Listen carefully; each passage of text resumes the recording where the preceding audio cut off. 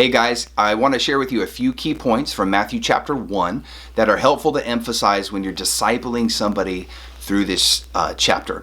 So here's where we're at in the biblical storyline at this point. You know, it's like creation has happened and God created everything and it was good.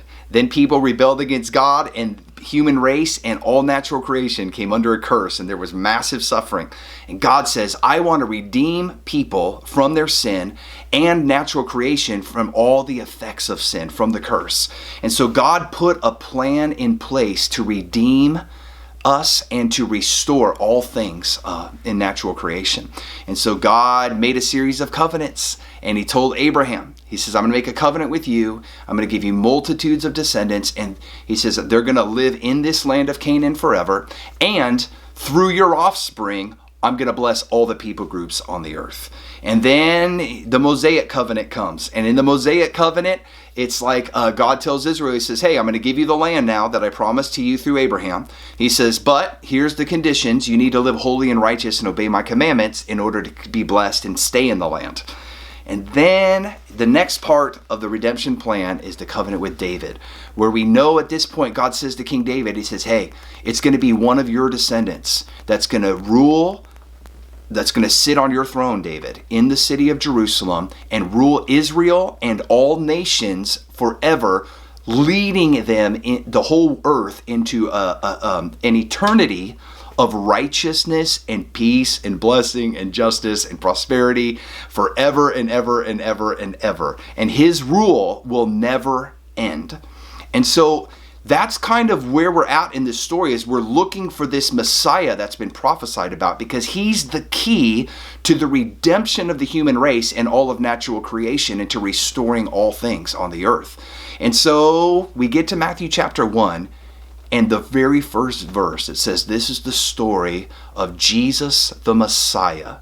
And then it says this, a descendant of Abraham and a descendant of David. So here's 5 key points I like to share with, make sure that people see when we're reading Matthew 1. First, I like to point out verse 1 and verse 16, for example, where it specifically states that the Messiah Jesus is a descendant of both Abraham and King David. That's so important because the Bible God had already said through the other covenants in the Bible that we've talked about, that the Messiah, when he comes, he is going to be a descendant of Abraham and King David. And so I love that Matthew right away, he just says it, and then he goes into a genealogy proving it, that the Messiah is in fact a descendant of Abraham and King David. So he meets those qualifications to be Messiah.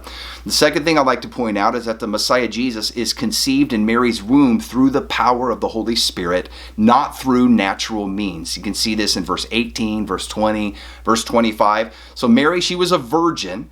Conception of Jesus, the Messiah, in her womb, it was supernatural, but the pregnancy and the birth happened naturally. I just think that's amazing, the way God does that.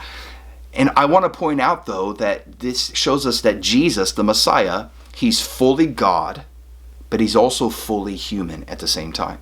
So he was conceived by the Holy Spirit, so he's the Son of God. But yet he was in a physical body and naturally born, and even like an embryo that developed in Mary's womb over 9 months until he was born, just like every other human being. So he was fully human, yet fully God at the same time, or he is fully human and fully God. That's really important to point out. This is who the Messiah is. Third point is this, the Messiah Jesus, verse 21, the angel says he will save his people from their sins. It's just like God says, I want to redeem all people from their sins. We got to get that taken care of first before I can redeem everything else from the effects of sin.